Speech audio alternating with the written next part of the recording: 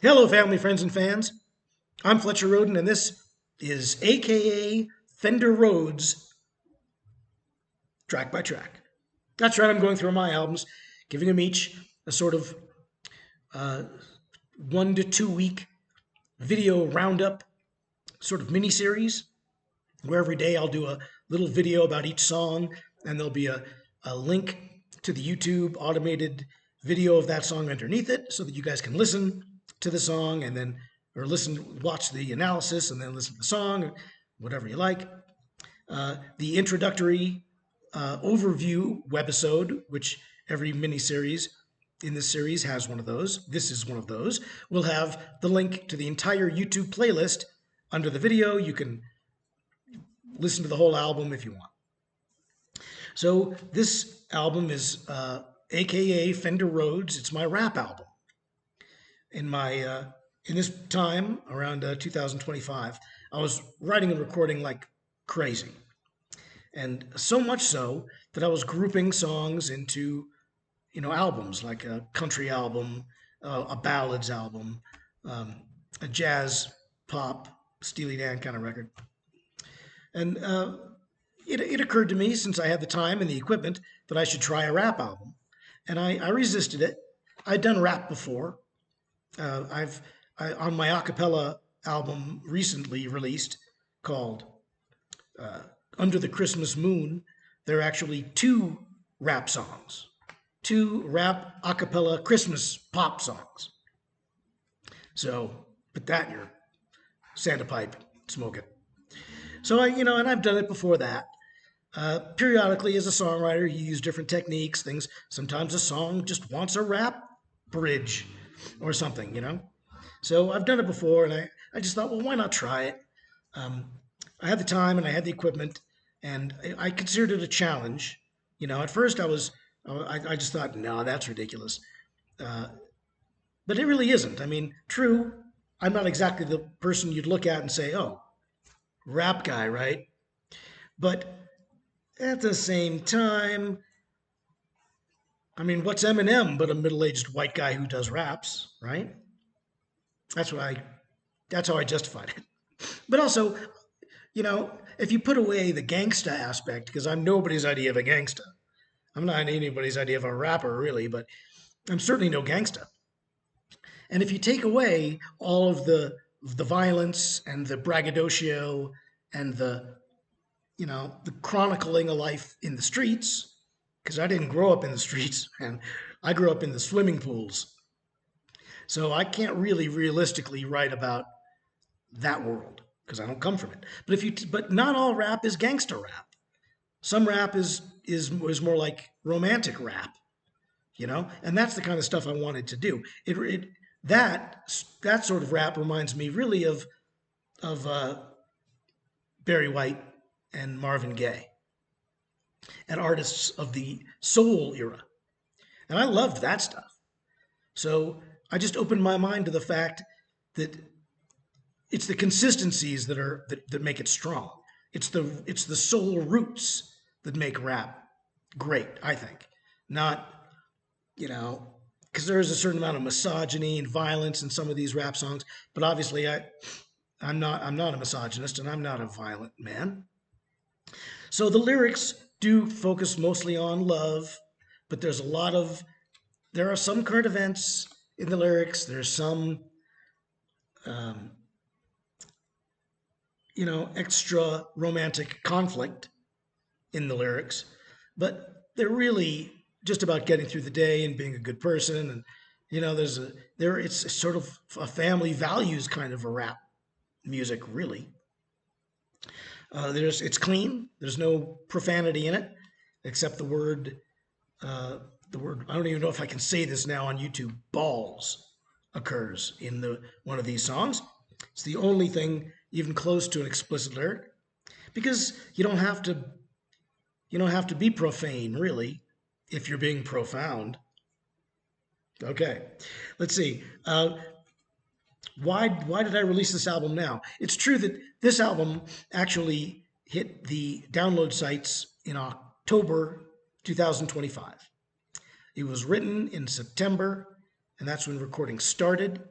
and then recording continued through October, into October, not through it. The recording fell together rather quickly because this is just a natural. This came together really well. The songwriting technique was new for me. What I did is I used two songwriting techniques at once, which is brand new for me. But here's how I did it. First, I broke the code of the rap song. And here's how I broke it. First of all, soul groove. No bridge. If you know my work, you know that I like to expand my songs and do 2 bridges, sometimes 3 bridges. I've got a song, which I haven't released yet, that's got a verse and a chorus and a bridge, but the bridge occurs 3 times, and each time it does, it's in a different key. So I really stretch out. I enjoy that. I like songs that are 6 minutes long, 7, there are a couple of these raps are kind of long, but there's no bridge because I don't think rap songs have bridges. To me, they just seem to have verses and choruses. So soul groove, no bridge, heavy on the electric keyboard. And that's pretty much it. Different, distinctly different verses and choruses, so that those 2 things play off each other. So the way I did it normally, as you might know, I usually take a turn of phrase and write from the song, from the title downward. I'll take a turn of phrase, that'll be the title. I'll write a hook for the title. I'll write a chorus to support the hook, and I'll write a verse to support the chorus, and a setup if it's necessary, and then a bridge to counter those things. And there's basically how I'd start a song. Then if I wanted to get more extravagant, I'd add another bridge, use it as an intro and outro, and then if I maybe throw in a modulation somewhere in the middle, like that. So that's one way I would do a song. And sometimes I'll write from the lyrics outward. Rarely I'll write the lyrics first, but I've done that a little bit. There's a storm out there. So this time, sometimes I'll write from the drum beat up. I'll just put a drum beat down and then build a bass line on top of it, then chords on top of that, then figure out a good melody and a good hook. The song called Naked Size from I'm Possible was written that way, during the recording process. And that's by far the most downloaded song on that one. So for these songs, what I did is I'd have 10 turns of phrase, 10 titles, and I would, instead of writing any music for it, I'd have a list of 10 titles, okay? Then I took 20 drum beats and paired them off with each other. So I had 10 tracks with 2 drum beats each. I designate one to be the verse and one to be the chorus. Then I build the grooves on top of that. So for these songs, halfway, I'd build from the drum beat up, roughly. Basically what I would, after the drum beats, I went to the piano and worked up 20 cool progressions and then mix and matched them to the grooves. And that would be the song. Then I took my titles and I wrote 10 rap lyrics, 10 sets of lyrics. Then I would figure out which titles went better with each groove. And I just sort of mixed and matched them all together one time and then again. I've never written that way. And I enjoy experimenting with writing styles, and I think it really keeps things interesting. If you're just doing the same thing every time, all the time, then you're just repeating yourself. So this album certainly is not me repeating myself, even though I've done rap before. One of the reasons I think I like it so much, and maybe one of the reasons it came out so well. Let's see, why release it now? Because I want to perform it. I was going to wait. This thing was scheduled to be released in spring of 26, but I was so happy with the way it came out, and I wanted to perform it that if I start gigging in, let's say, January, it's not going to be, I want it to be available. I want to be able to tell audiences that they can go buy it on Amazon or Rhapsody or Spotify, or wherever they like to download their favorite music, they can download mine. So it just made sense to have it available, to have it out. Even though it comes out in the same month as my 2 a cappella records, they couldn't be more different than this one, really. I just felt, so what? You know, I get it. It's too many releases at once. But the a cappella records, I think they're for a more limited audience and a different audience. And this rap record is you know, it was just opportune to put it out. So I did. I'm sorry if it confuses everybody. You're all pretty smart. It shouldn't be that confusing. But some people are easily confused. I do try to space these things out. I mean, as I say, I'm sitting on a pile of music that I recorded over the last year, but some of it isn't getting released until 2030, I don't think. So, you know, what can I do?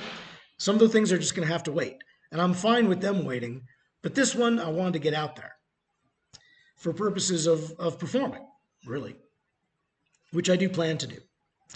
There are 2 versions of this album. There's the one that we're going to discuss. That's 10 songs, all new, all original. The one you can buy at Spotify or Amazon or, you know, wherever you like to download your favorite music, wherever you have an account, basically. And then there's another one with 3 extra songs on it. And that one is the one I'm going to be passing around town, the one I'm going to be giving to sound guys, the one I'm going to be giving to club owners. And that one it's got 3 bonus tracks, I guess you could say. Let's discuss those.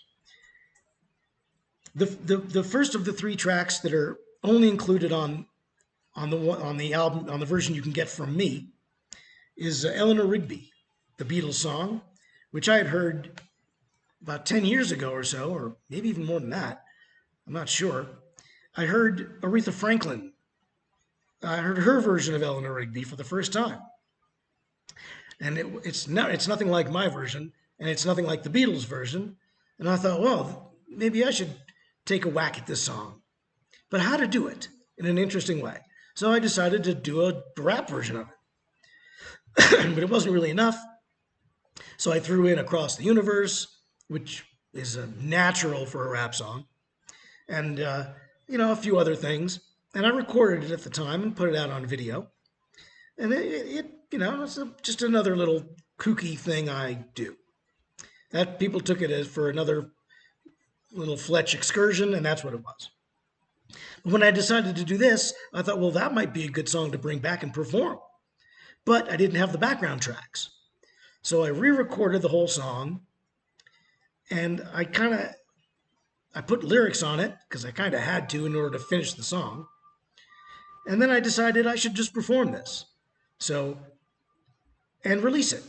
So, I felt like if I was just performing it, but I never played it for the sound guys or for the club owners, then I was kind of wasting it. I think it's going to help me get a lot of gigs. It'll be the hit of the album. But I can't download it through DistroKid, which is my distribution company, because you got to pay for cover songs. I just can't afford that. So it'll be available. There is a video of it. I made a video of it years ago, and I've pulled the video, revamped it, put on the new version of the song, and posted it on my YouTube channel. So there's a video of that on my YouTube channel. But it's not going to be on the album unless you contact me directly. Then I can maybe send you a download version of it. Okay. Then the other one is another cover, Subterranean Homesick Blues. Thought I've got enough music really for 2 sets, so I should have 1 cover per set. If I'm doing the Beatles in one, I should do Dylan and the other. Dylan is an artist whose music is tailor-made for rapping. He's one of the earliest white rappers, really. And I knocked a few ideas around, and I decided that Subterranean Homesick Blues, which is absolutely a proto-rap song, would be the one to do. I was taking a walk when I decided this, and by the time I got home, I looked online, and there was, sure enough, I thought there's got to be a rap artist who's already done this. And if someone's done it, I'm probably not going to do it. But the version that I heard which seems to be the only rap version, it barely strays from the original. It's a little different. It's a little swampier. It doesn't have that 60s jangly rock thing. It's more of a swampy bluesy groove. But the meter is the same, and Johnny's in the basement mixing up the medicine. I'm on the pavement thinking about the government. So it didn't strike. It wasn't anything like what I was already planning to do, which is do a double time on the verse. Johnny's in the basement mixing up the medicine. I'm on the pavement thinking about the government, the man in the basket, like that. Someone's calling. So I'm in shock. Anyway, so I decided I would do it anyway. My version is significantly different than the other version that I've heard. So I went ahead and recorded it, and it was good enough to wind up on this second version of the record. And then the other bonus track is called Ghost, which is a re-recording of a song I wrote for my album called, now it's called Trilogy Electronica. It's volume 2 of my trilogy series. And I wrote and produced that around, I don't know, I was in Portland about 8 or 9 years ago or something like that. I don't really remember when it was, but it was around that time. And someone I knew had really ghosted me, and I was really surprised. By this time, it doesn't surprise me when I get ghosted, but then I was really like, wow, you're ghosting me? So I wrote a song about it, put it out there, and it's still available online from Trilogy. So I'm not putting this one out to replace it or as a second version of it. It's just for live performances and to put on this, second version of the album. But we're not going to hear any of them or analyze any of them this week because we're just looking at the official album. If you want to hear Eleanor Rigby, there's a video of it right on my YouTube channel. And maybe, just maybe, I'll make a video of Subterranean Homesick Blues. So take a look on the music videos playlist of this YouTube channel, and you'll see what you see. What else? I think that's pretty much it. I had a great time making it. It's one of my best records, honestly. It's one of my favorites. And it's refreshing and colorful and fun. The reviews have been really good, so I'm very pleased with it. Tomorrow, we're going to start with the first song on side 1, and we're going to do the analysis, 1 video per day until we're done. Every video will have a link underneath, and of course, this video has a link to the full playlist. If you want to hear the whole album, you can just go to the link below, check it out on YouTube for free, always for free. And then if you want to download the album, it'll cost you $9-10 or something like that at Spotify or iTunes or Rhapsody or wherever you like to download your favorite music. Okay, thanks for listening. Enjoy this week and enjoy my new record, aka Fender RoadZ. Okay, tune in tomorrow. Until then, bye, Mary.